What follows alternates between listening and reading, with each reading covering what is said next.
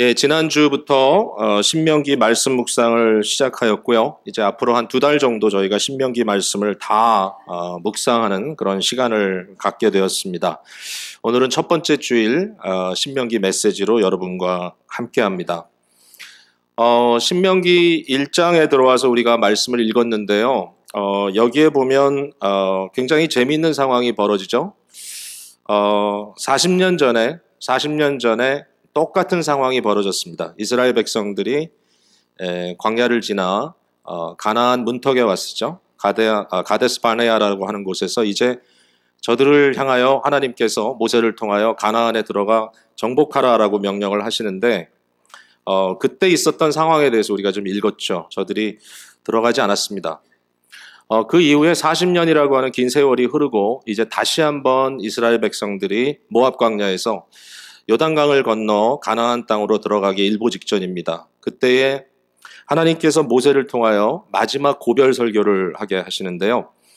신명기는 바로 이와 같이 모세의 마지막 고별 설교를 담아놓은 책입니다. 신명기가 구약 역사에 얼마나 큰 의미가 되는지, 또 심지어는 신약성경에 얼마나 많이 인용되고 있는지 이제 이런 것들에 대해서 앞으로 계속해서 우리가 좀 보게 될 것 같은데요.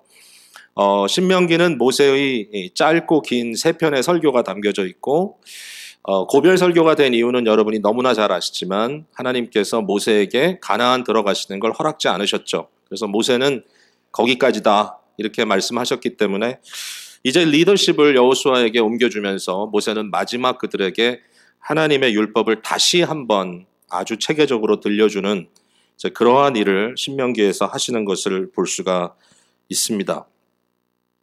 신명기 1장과 2장에 보면 광야 40년 생활을 아주 압축해서 설명해 주는 그런 내용이라고 볼 수 있는데 우리가 오늘 함께 나눌 말씀의 주요한 이슈는 무엇인가 하면은 이스라엘 백성들이 40년 동안이나 광야에서 먼 길을 돌아오는 이러한 경험을 했다라는 것입니다. 저는 디투어라고 하는 그 표현을 오늘 본문 제목, 말씀 제목에 썼는데요. 디투어라고 하는 것은 영어 단어지만 그러나 아마 미국에 사시는 대부분의 사람들에게 되게 익숙한 것 같습니다. 왜냐하면 이것은 운전하다가 가끔 보는 사인이기 때문에요. 그러니까 디투어라는 말은 내가 지금 내 목적지를 가기 위해서는 직진해서 가야 되는데 앞에 디투어 이렇게 사인이 써 있으면 도로 상태가 문제가 있든지 공사를 하든지 해서 글로 못 간다는 거죠. 그래서 돌아가야 되는 거죠. 디투어해서. 요즘은 이제 내비게이션이 잘 돼 있으니까 디투어를 해도 그렇게 큰 걱정 안 하고 일단 돌아보고 다시 이렇게 인도하는 대로 가면 되는데 예전에 디투어는 좀 난감했죠. 왜냐하면 보통 이제 어디를 간다 그러면 약도를 이렇게 받아오든지 아니면 그냥 어디서 레프턴 어디서 라이턴 요거 써가지고 가기 때문에 중간에서 이제 디투어가 생기면 굉장히 곤란한데 가끔 보면 이 도로 공사할 때 좀 부실하게 디투어를 만들어 놔가지고 디투어를 한참 따라가는데 도중에 없어져 버려요, 사인이. 그러면 정말 어디 있는지도 모르고 이렇게 헤매는 그런 일들이 없지 않죠. 우리의 인생에도 이런 디투어가 있다고 여러분 생각하지 않으시나요? 이 디투어라고 하는 것은 사실 우리의 삶 속에 그렇게 멀리 있는 현상이 아니다. 그래서 오늘 제목을 제가 좀 신랄하게 이렇게 붙였습니다. 디투어 인생도 가치가 있는가? 물론 답은 예스라고 말할 것 같죠, 여러분? 근데 어쨌든 지금 이스라엘 백성들의 디투어를 통해서 이들의 경험과 우리의 삶의 경험이 어떻게 좀 연결이 되어 있나 이 고민을 한번 해보려고 합니다. 자, 이스라엘의 디투어를 한번 살펴볼게요. 오늘 본문 제일 앞부분으로 가시면 아주 적나라하게 여기 그려져 있어요. 모세가 이제 두 번째 가나안 앞에서의 이제 상태가 된 거죠. 첫 번째는 사실 실패고 두 번째 다시 가나안 앞에 서서 백성들에게 말씀을 선포하는데 2절을 보세요. 호렙산에서 세일산을 지나 가데스 바네아까지 10하루길이다. 이렇게 이제 여기 기록이 돼 있죠. 호렙산은 다른 곳이 아니라 모세가 십계명을 받은 곳이죠. 호렙산이라고도 하고 시내산이라고 부르기도 하는데 모세에게는 너무 중요한 곳이죠. 호렙산이.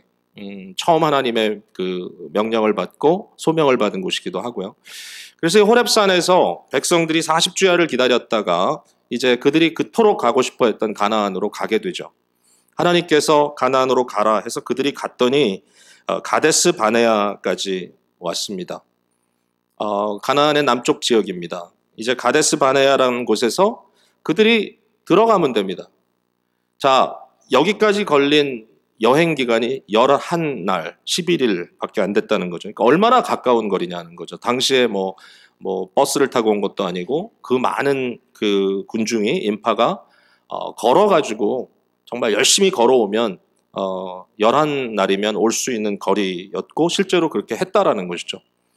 자, 그런데 3절을 보세요. 3절에 보니까 40째 해 이렇게 시작을 합니다. 그러니까 이 40th year, 40년이 지난 다음 해입니다.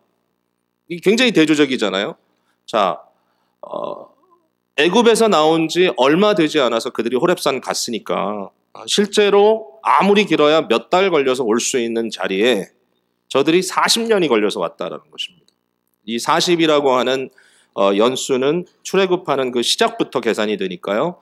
정말 말 그대로 40년이 걸린 이 멀고 먼 길이 됐다라는 거죠.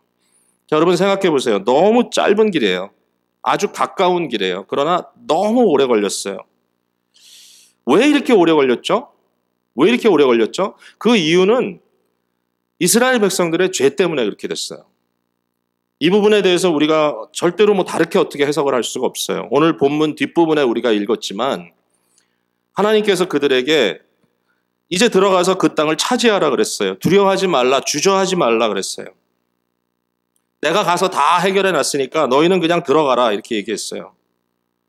근데 문제는 뭐냐면 백성들이 그 믿음이 없었어요. 그렇게 갈 수 있는 마음의 준비가 안 됐어요. 그래가지고 그때 이제 이런 서제스션을 하죠. 12명의 정탐꾼을 우리 각 지파에서 한 명씩 뽑아가지고 보내자.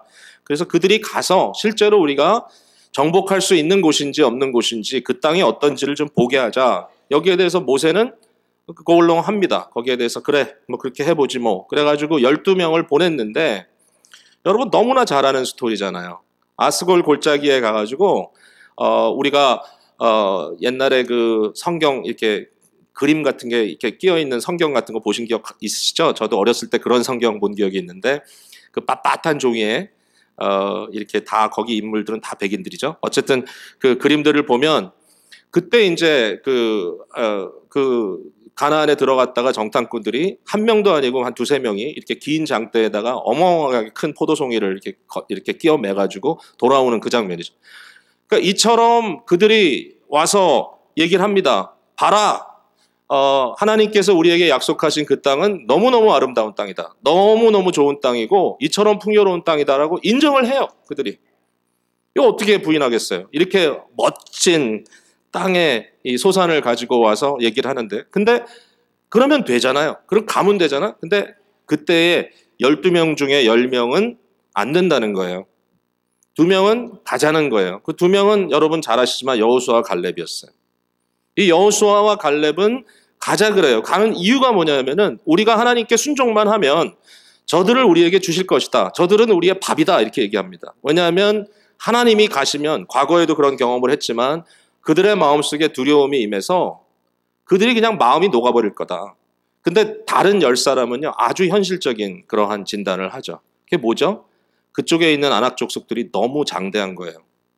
그들이 지어놓은 성읍들이 너무 든든해. 이건 가다가 완전 개죽음일 것 같아요. 이런 얘기까지 하잖아요. 다른 구절에.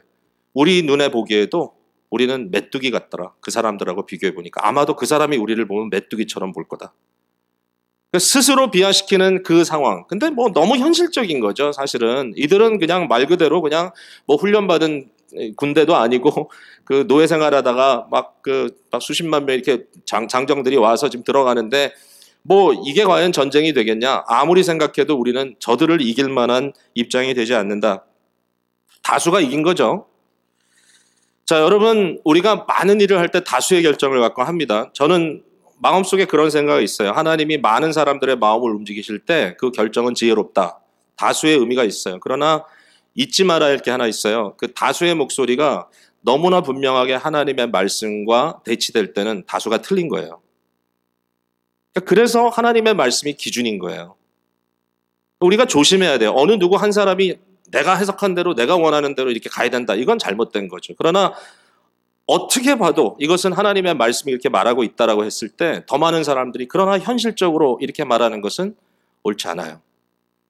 오늘날 미국의 많은 교단들이 다수의 목소리에 의해서 결정이 돼서 동성애를 받아들이고 동성 결혼에 대해서도 아무 얘기 찍소리 못하고 심지어는 동성애자를 교회 목회자로 세울 수 있다고 얘기하고 그런 일들에 대해서 결국은 아무리 그것이 다수라 할지라도 어그리할 수 없는 말씀으로 위배되기 때문에 거기에서부터 돌아서는 사람들이 생기잖아요. 참 슬픈 일이에요. 문제는 이 다수의 말을 듣고 백성들의 마음이 움직였어요. 어떻게 움직였냐? 아주 부정적으로 움직였어요. 저들이요, 각자 자기 장막으로 돌아가서 마음으로 또 입으로 원망하기 시작합니다. 근데 그 원망의 내용이 뭔지 아세요? 27절 한번 볼까요? 장막 중에서 원망하여 이르기를 여호와께서 우리를 미워하심으로 아모리 족속의 손에 넘겨 멸하시려고 우리를 애굽 땅에서 인도하여 내셨다. 이렇게 얘기하는 거예요.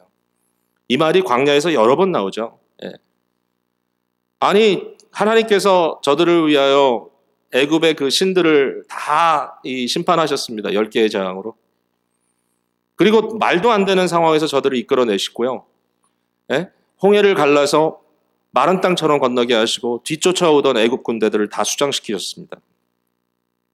호렙산에서 무시무시한 하나님의 임재를 저들이 직접 봤습니다. 그리고 하나님은 그들에게 사랑을 고백합니다. 나는 너의 하나님이고 너는 나의 백성이다. 내가 너희와 함께하겠다. 내가 너를 지키겠다. 다 들었어요. 다 경험했어요. 근데 그 사람들이 하는 말이 하나님은 음모를 갖고 있다. 우리를 향해서. 그 음모는 뭐냐? 하나님이 우리를 구원해 내셨다고 하지만 그 결과는 다 우리 아주 죽이려고 한다. 우리를 파멸시키기 위해서 했다. 여러분, 우리도 구원받았다는 그 기쁨이 있을 때가 있잖아요. 근데 가끔 이제 그 기쁨이 좀 이렇게 사라지는 것처럼 느낄 때가 있어요. 왜? 상황이 너무 어려우니까. 그때 뭐라 그러죠? 하나님, 모르겠습니다. 뭘 몰라요? 여태까지 있었던 모든 일이 사실인데. 그러나 모르겠습니다. 이제 뭐 계시는지 안 계시는지조차도 내가 감이 오지 않습니다. 네. 하나님, 불안합니다. 내가 더 이상 하나님에 대한 신뢰감을 갖기가 어렵습니다. 자, 그러한 상황이 좀 벌어진 겁니다. 이때에 하나님께서 그들의 음성을 들었다 그랬어요. 1장 34절에 여호와께서 너희의 말소리를 들으시고 노하사 맹세하여 이르시되 이 악한 세대 중에 한 사람도 가나안에 들어가지 못하겠다. 물론 이제 한 사람도 아니라고 얘기는 했지만 결국 이제 두 사람, 여호수아 갈렙은 들어가죠. 그래서 여기에 하나님께서 그들이 말한 대로, 어떻게 보면 그들의 마음에 하나님을 향하여 던진 그 의심 정도가 아니죠. 하나님에 대한 하나님을 아주 잘못되게 해석하고 잘못되게 말하고 있는 그 말을 하나님께서 들으시고 그들을 징계하여 나타난 현상이 40년 동안 저들이 광야에서 디투어하게 된 것입니다. 자, 그럼 질문을 할 수 있겠죠. 분명히 저들의 죄 때문에 디투어는 이루어졌습니다. 분명히 저들의 잘못 때문에 그 결과가 나타났습니다. 그러면 40년의 광야 생활은 완전하게 실패한 시간입니까? 이렇게 디투어된 40년이라는 시간이 결국은 다 실패작이었던가요? 자, 여기에 대한 답이 이제 중요한 거죠. 제가 신명기를 통해서 이렇게 앞에 있는 내용들을 통해서 이렇게 봤을 때 답은 뭐냐면은 아니었다는 거예요. 분명히 백성들의 죄로 인하여, 분명히 백성들의 실수와 저들의 연약함으로 인하여 생겨진 결과이지만 그럼에도 불구하고 그 40년이라는 시간은 절대로 부정적인 시간만은 아니었다. 도리어 어마어마한 긍정적인 일들이 일어났었다라는 것입니다. 하나님의 하신 일입니다. 자, 어떤 일이 벌어졌죠? 몇 가지 그냥 생각해 보면 새로운 세대를 준비시키시는 시간이었어요. 새로운 세대를 일으키시는 시간이었어요. 광야 40년은 어떤 시간이었냐면은 애굽에서 노예로 짧지도 않은 시간이죠. 긴 시간 동안 결국은 그곳에서 태어나서 거기에서 먹고 자라고 애굽 백성들로 하여금 너는 종일 뿐이다라고 끊임없이 두려움 속에 사로잡혀 살고 있었던 이 노예 근성에 빠져 있는 세대를 물리치고 광야라고 하는 터프한 곳에서 아주 힘들고 어렵게 그곳에서 와일드하게 성장하는 가나안 정복 세대를 일으키는 시간이었던 거죠. 참 대단합니다. 그죠? 그러니까 이 순간에 이제 어떻게 된 거죠? 자, 가데스 바네아에 모였던 그 백성들 중에 20세 이상 여호수아 갈렙을 제외한 모든 사람은 다 광야에서 불신의 세대로 죽고 그 밑에 자녀들 그리고 40년 동안 태어난 새로운 세대가 가나안을 들어가게 되는 거죠. 자, 이것은 그냥 단순히 나이의 차이가 아니라고 여러분께 좀 확인시키고 싶습니다. 우리가 가끔 뭐 세대 교체가 빨리 이루어져야 된다 이런 얘기를 할 때가 있는데 세대 교체라는 말이 왜 필요한가?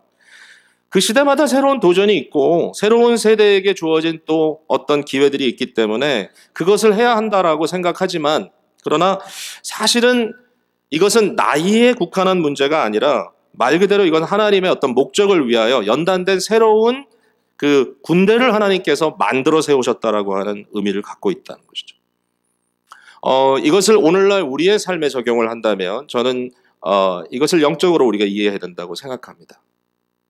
아담에 속한 죄의 근성, 죄의 노예 근성을 갖고 있는 옛사람이 무너지고 예수 그리스도 안에서 죄와 싸워 하나님께 순종하는 새로운 자아가 일어나는 순간입니다. 이것을 우리가 성화라고 부릅니다. 광야에서 40년의 시간은 성화의 시간이었습니다. 백성 전체로 놓고 봤을 때. 여러분 우리도요 죄의 노예 근성이 우리에게 있거든요. 그래서 문제가 뭐죠? 죄가 이렇게 오잖아요. 유혹이 오잖아요. 그러면 두말하지 않고 네 하고 그냥 따라갑니다. 노예 근성입니다. 노예 근성은 위에서 그냥 압박을 하면 그대로 순종하고 갑니다. 옳고 그른 것을 판단하려고 하지 않습니다. 그냥 그대로 따라가는 것이 옳다고 생각합니다. 왜? 저항할 수 있는 기능을 다 잃었기 때문에. 우리의 옛사람은 죄에 대해서 저항하지 않습니다. 그러나 우리 안에 들어온 성령께서 새롭게 태어나게 하시는 새 사람은 우리는 근성이 다릅니다. 우리는 아들 근성을 갖고 있습니다. 우리의 마음속에는 이제는 저항하는 근성이 생겨가지고 죄에 대해서 저항합니다. 우린 스스로 얘기합니다. 우리는 사생아가 아니다. 우리는 하나님의 참 아들이다. 우리는 의의 종이다. 자꾸 확인하는 겁니다. 새로운 세대. 그러한 새로운 자아를 입기 위해서 저와 여러분은 오늘도 하나님께 연단받고 있다는 것이죠. 이스라엘의 40년의 광야 생활은 물론 그들의 죄 때문에 그들의 실수와 그들의 잘못과 그들의 약함 때문에 이루어진 디투어이지만 그러나 그 디투어의 시간을 하나님께서는 새로운 세대를 일으키는 시간으로 은혜의 순간으로 만들어 주셨다. 이게 깨달아지는 거죠. 또 하나 이 40년의 시간은 연결되는 얘기입니다만 하나님을 경험하는 시간이었습니다. 몇 달이 아니라 40년 동안 저들은 하늘에서 내려오는 만나를 먹었습니다. 저들은 하나님께서 이끄시는 구름 기둥과 불 기둥을 따라 움직였어요. 저들은 그 메마른 광야에서 샘이 터지는 것을 보고 마셨고 물을 마셨고 그리고 저들은 메추라기를 진영까지 날라오게 하셔서 그것을 먹고 기력을 차렸어요. 도저히 불가능한 일이에요. 자, 오늘 말씀 30절부터 보시면 그런 얘기가 나와요. 물론 이것은 이제 가데스 바네에 사신 말씀으로 되어 있지만 사실은 이 내용이 광야 40년 전체를 서머라이즈하는 내용이라고 생각해요. 너희보다 먼저 가시는 너희 하나님 여호와, 너희보다 먼저 가시는 너희 하나님 여호와. 31절에 광야에서도 너희가 당하였거니와 사람이 자기의 아들을 안는 것 같이 너희의 하나님 여호와께서 너희가 걸어온 길에서 너희를 안으사 이곳까지 이르게 하셨다. 아버지가 어린아이를 품에 안고 가는 것처럼 그 힘들고 어려운 그 장면을 맞이할 때마다 마치 아버지가 아들을 아는 것 같이 여호와 하나님께서 너희를 품에 안고 여기까지 데리고 오셨다. 33절에 그는 너희보다 먼저 그 길을 가시며 장막 칠 곳을 찾으시고 밤에는 불로 낮에는 구름으로 너희가 갈 길을 지시하신 자이시다. 너희가 생각해서 갔느냐? 너희가 결정해서 갔느냐? 아니었다라는 거죠. 너희가 어디로 갔느냐? 불기둥이 인도하는 대로 갔어요. 구름기둥이 인도하는 대로 갔어요. 어디서 구름기둥과 불기둥이 멈췄는가? 하나님께서 미리 보시고 너희가 장막 칠 만한 곳에서 하나님께서는 구름기둥, 불기둥이 머물게 하셨다. 앞서가셨다. 이 경험을 한 거죠. 40년 동안 백성들은 이 경험을 하게 됨으로써 하나님을 신뢰하게 되고, 비록 나는 약하고 나는 부족하지만 내 앞에 눈에 보이는 건 없지만, 그러나 불기둥 구름기둥으로 인도하신 하나님께서 분명히 그의 목적을 이루실 것이라고 하는 마음의 신뢰감이 형성되기 시작하는 거죠. 사랑하는 성도 여러분, 여러분의 삶 속에 디투어가 있다면 아마 이제 이스라엘 백성들의 경험한 이 어마어마한 디투어, 11일 걸릴 길을 40일 걸려왔던, 40년 걸려왔던 이 어마어마한 디투어를 생각할 때, 거기에 아마 나의 문제에 대한 이해나 또는 설명도 있지 않나라는 생각을 하시게 될 것 같아요. 근데 제가 말씀을 조금 더 이어가려고 그래요, 여기서. 그건 뭐냐 하면, 사실은 여기 이스라엘의 디투어와 우리의 디투어가 연결되는 이유는 더 큰 그림 안에서 우리가 같이 있기 때문에 그렇다고 생각해요. 더 큰 그림. 더 큰 그림은 뭐냐면 인류 전체에 대한 그림이에요. 자, 이스라엘 민족은 하나의 마이크로예요. 마이크로. 작은 한 민족이에요. 물론 우리 개인들은 더 작은 마이크로지만, 그러나 여기에 우리가 성경을 읽을 때 봐야 되는 매크로, 거대한 그림이 있습니다. 더 큰 그림. 그건 인류에 대한 그림입니다. 제가 말씀을 생각하면서 마음에 이렇게 다가온 어떤 그 생각은 뭐냐면, 여기 이스라엘의 디투어는 이것보다 더 거대한 인류의 디투어의 한 파트로 나타나는 현상이다라는 생각을 하게 됩니다. 결국은 우리도 그러므로 타락한 인류와 함께 가는 이 인생 자체의 디투어를 경험할 수밖에 없구나. 자, 몇 가지 한번 생각해 볼게요. 인류의 첫 출발부터 인류는 비껴갔다라는 것입니다. 가야 될 길이 있는데 글로 가지 못하고 디투어해 갔었다라는 거죠. 창세기 첫 장에서 인류의 문제에 대한 진단을 우리가 받습니다. 하나님께서 첫 인류를 창조하셨습니다. 아담과 하와를 창조하신 하나님께서 그들과 생명의 언약을 맺죠. 생명의 언약을 맺을 때 나무를 하나를 주신 게 아니라 2개를 주셨습니다. 한 나무에 대해서는 이렇게 얘기합니다. 선악을 알게 하는 나무의 과실을 먹지 말라. 먹을 때 너희는 정령 죽으리라. 그 나무를 먹으면 죽습니다. 멸망입니다. 그런데 또 다른 나무가 있습니다. 생명나무라고. 생명나무에 대한 어떠한 명령은 아직 나오지 않죠. 그 생명나무에 대한 얘기는 결국 타락한 이후에 그것을 먹으면 안 된다고 하는 이제 이슈로 갑니다. 왜냐하면 생명나무의 역할은 뭐냐면, 그 생명의 나무를 먹을 때 영생이라고 하는 영원한 하나님과의 복락으로 연결되는 그러한 의미를 갖고 있습니다. 결국 이것은 여러분 이렇게 생각했으면 좋겠어요. 자, 저들에게 저주만 얘기한 게 아니라 하나님께서 복도 주셨다는 겁니다. 아담과 하와에게 하나님께서 명령하십니다. 내가 너희를 지었다. 나는 너희의 창조주다. 너는 내 아들, 딸이고 나는 너의 왕이다. 아버지다. 너희들은 나의 공주, 또 왕자다. 관계 설정 속에 하나님께서 그들에게 명령하시죠. 내 말을 듣고 내 말대로 따라라. 그러면 너희가 복을 받을 것이다. 그 복의 결과는 뭐죠? 가장 중요한 것은 하나님과 영원한 복락을 누리는 것이죠. 반면에 만약에 나를 거역할 때, 너희가 선악과를 먹을 때 너희들은 저주를 받게 된다. 자, 그게 이제 그림입니다. 아담과 하와를 처음 창조하시고 에덴 동산에 두셨을 때 우리가 오해해서는 안 돼요. 그 순간에 아담과 하와가 완벽한 존재다? 아닙니다. 죄는 아직 없습니다. 그러나 그들은 한계가 있는 존재들입니다. 그들은 아직 영광에 이르지 못했습니다. 그들은 지금 훈련하는 기간입니다. 프로베이션.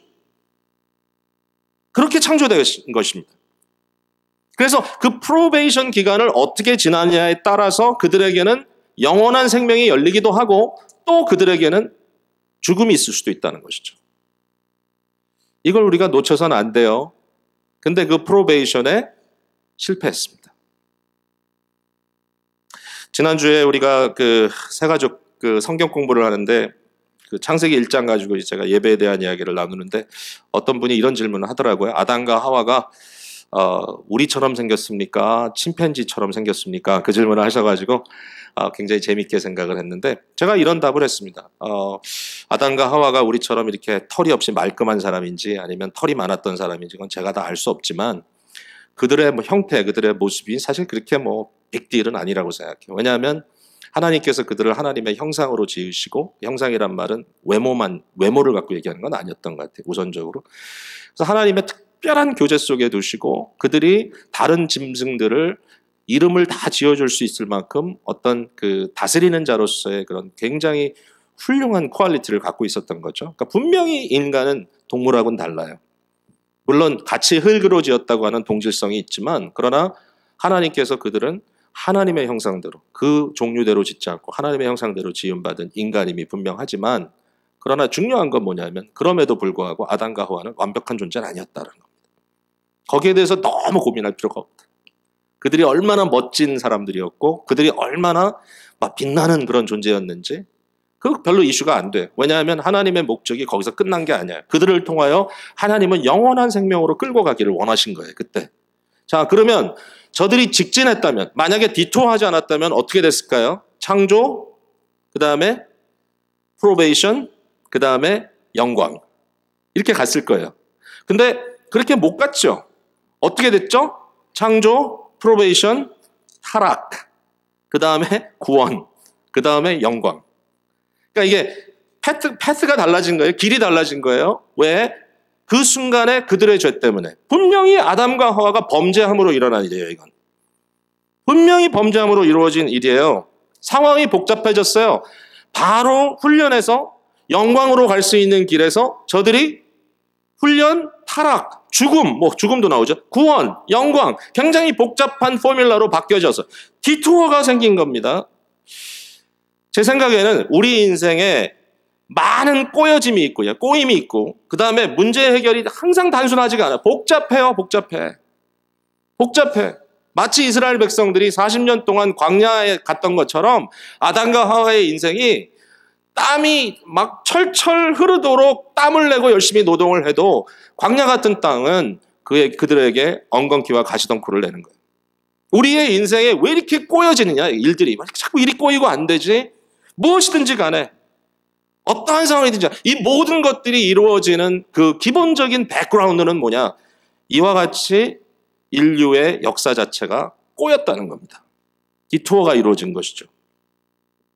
자, 여기서 끝나면 절망적이죠. 그러나 저는 이 가운데서도 하나님의 계획이 있었다는 것을 꼭 강조하고 싶은 거예요. 이 안에서도 하나님의 계획이 있었다.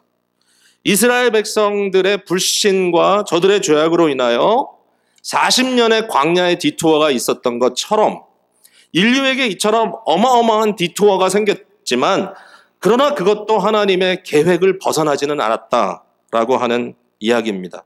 이게 되게 어려운 얘기죠.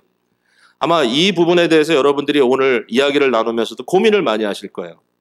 나의 인생에도 디토어가 있는데, 건강의 문제, 이민 과정의 문제, 인간 관계의 문제, 경제적인 문제, 내가 가려고 하는 목적은 딱 저기 있는데 가지 못하고 자꾸만 빙빙 돌고 있는 나의 삶의 모습. 근데 이러한 것들을 이야기할 때 하나님의 주권이 여기 개입돼 있다고 하면은 아마 여러분 마음속에 이거 어떻게 이해해야 되는 거야? 내 잘못이야? 아니면 하나님이 이렇게 하신 음모야?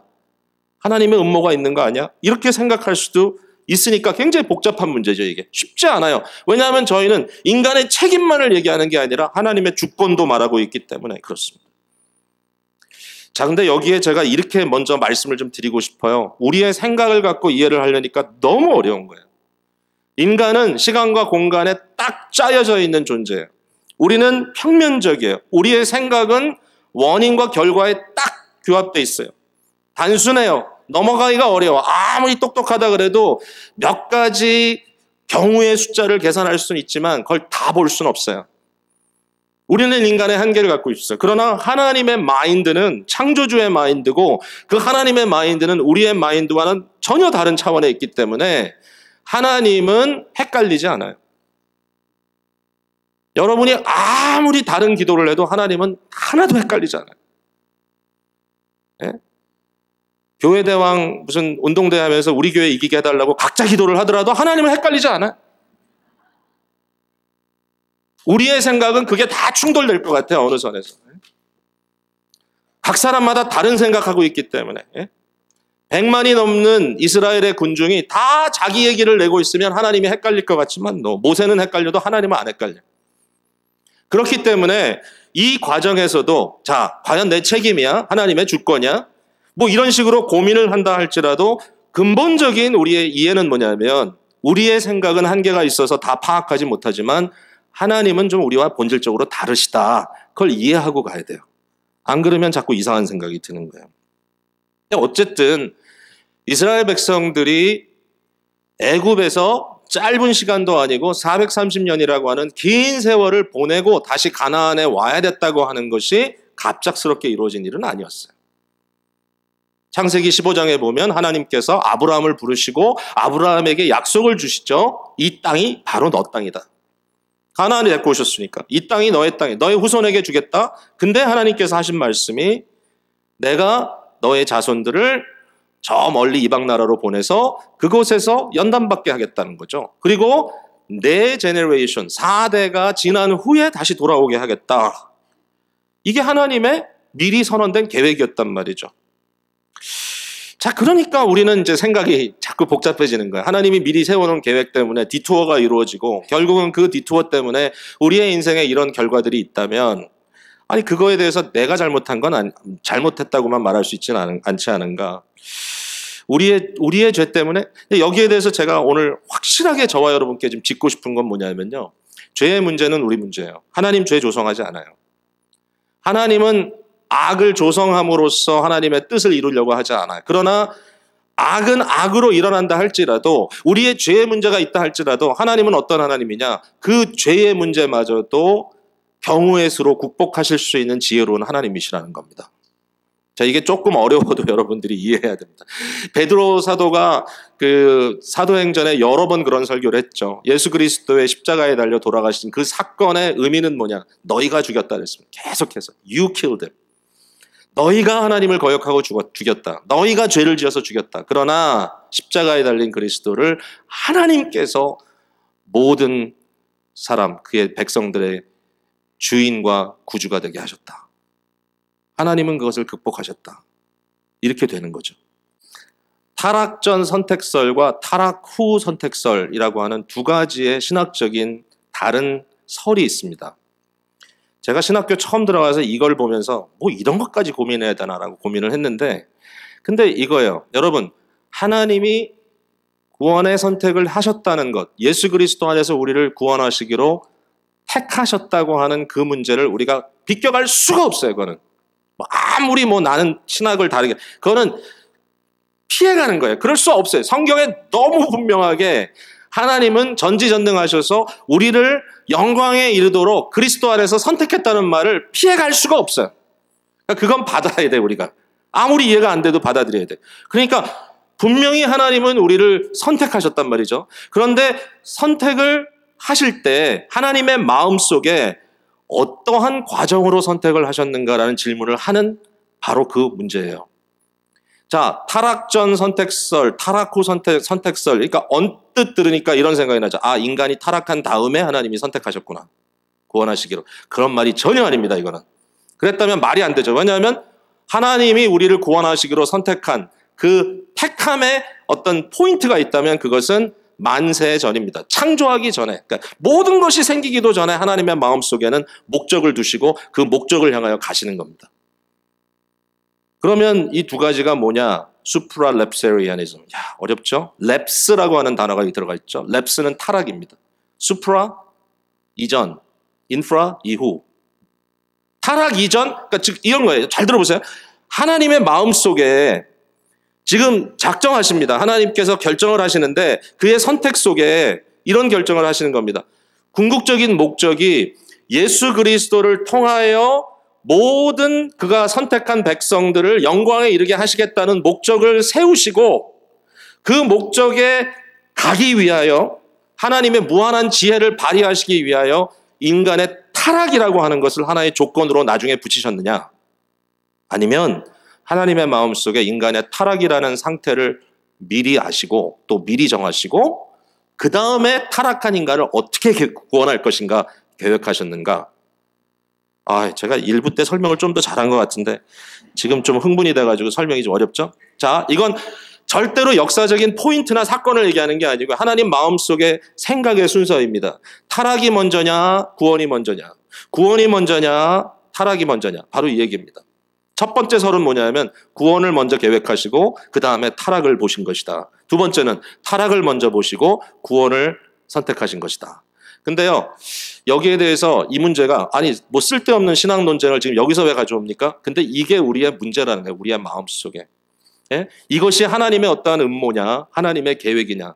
내게 삶에 벌어지는 모든 문제가 과연 하나님께서 내게 가져다 주시는 어떤 하나님께서 주시는 그런 좀 일종의 골탕 먹이시는 작전이냐. 나의 인생에 벌어지는 모든 것들이 과연 하나님께서 그냥 그렇게 하도록 만들어 놓으신 일이냐. 이런 질문을 할 수 있는 거죠. 나의 인생에 디토어가 있는데. 근데 저는요, 이걸 보면 저는 논리적으로는 첫 번째 게 맞는 것 같아요. 왜냐하면 논리는 뭐냐면 목적이 먼저예요. 그 목적이 뭐죠? 예수 그리스도 안에서 우리를 영광에 이르도록 하는 거예요. 그리고 그 과정은 그리스도의 십자가와 부활 사건을 통해서 이루시겠다. 작정하신 거예요. 그러니까 거기까지 이르기 위한 과정으로 인간의 타락이 등장을 하는 거예요. 저는 논리적으로는 그게 맞아요. 근데 감성적으로는 그게 좀 힘들어. 감정적으로는 타락이 먼저 전제되기 때문에 그 다음에 하나님께서 구원을 계획하셨다 하는 것이 좀 더 쉬워요. 제 마음속에. 감성적으로. 왜? 죄에 대한 문제는 우리 책임이니까. 여러분, 죄는 우리 책임입니다. 하나님께서 죄를 조성하지 않으십니다. 절대로 하나님께서 악을 조성하지 않으십니다. 하나님은 선하신 하나님입니다. 그러나 그 선하신 하나님은 악을 뒤집어 번복시키셔라도 그의 뜻을 이루십니다. 자, 어려운 좀 얘기를 했는데 저는 우리의 마음속에 이러한 고민들을 하면서까지 사실은 하나님에 대한 더 큰 신뢰감을 가졌으면 좋겠다라고 하는 생각인 것입니다. 하나님은 모든 것에 대하여 하나님의 선하고 의로운 생각과 판단으로 이미 계획하신 그의 뜻을 이루어 나가신다라고 저는 생각합니다. 어떠한 신학적 입장을 취하든지 그러나 뭐 두 개가 다 옳을 수 있다라고 우린 생각을 하거든요. 그건 나중에 하나님께 물어보면 되겠죠. 근데 제가 강조하고 싶은 것은 우리 인생에 디토어가 있는 것 자체는 절대로 하나님의 음모가 아니고 이것은 하나님의 계획이라고 말씀드리고 싶어요. 의미가 달라요 좀. 하나님의 음모가 아니라 하나님의 계획이다. 오늘 이 시간에 여러분 마음속에 나의 인생에 어려움이 있는 것은 지금 상황적으로 어쩔 수 없다. 타락한 인류는 이미 디토어를 가고 있다. 나의 삶에 지금 벌어지고 있는 일들이 사실상 힘들고 어렵고 좀 쉽게 갈 수 있는 길이 있는 것 같은데 자꾸만 어렵게 가는 것 같다라고 생각하는 그 순간에도 여러분 마음속에 꼭 하나님에 대한 신뢰감을 잃지 않았으면 좋겠어요. 나의 실수, 나의 죄, 나의 잘못된 판단과 나의 결정, 그리고 그로 인한 행동들.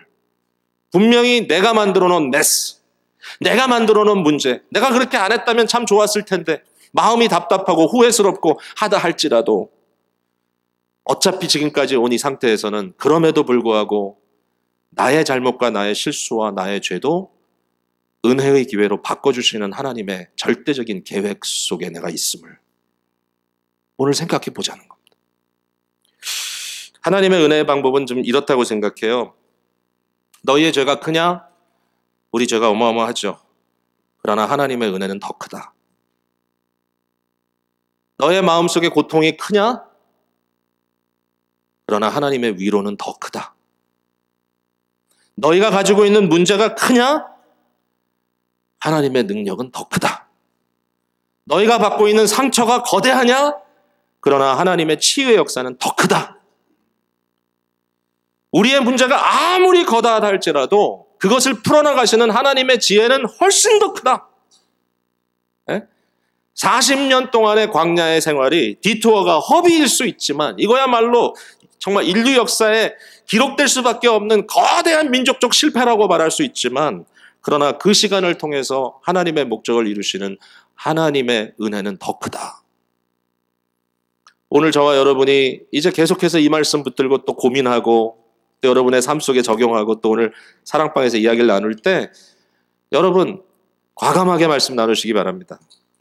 그리고 마음속에 인정하시기 바라요. 맞습니다. 나의 삶에 어려운 문제가 많이 있고 지금도 참 감당할 수 없는 그러한 과제들이 있지만 주님, 이렇지 않았으면, 그때 내가 그 일을 다 하지 않았으면, 그때 그 자리에 내가 없었으면 더 좋았을 거라고 생각할 수 있지만, 그러나 역사의 흐름 속에 이미 이루어진 그 일 가운데 오늘도 우리가 하나님께 나의 죄는 죄대로 회개하고 나의 실수는 실수대로 인정한 후에 주님, 그러나 연약한 나를 통하여서도 하나님 주의 뜻을 이루어 주실 줄로 믿습니다 라고 믿고 갈 수 있다.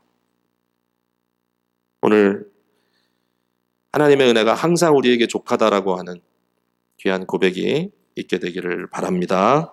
기도하겠습니다.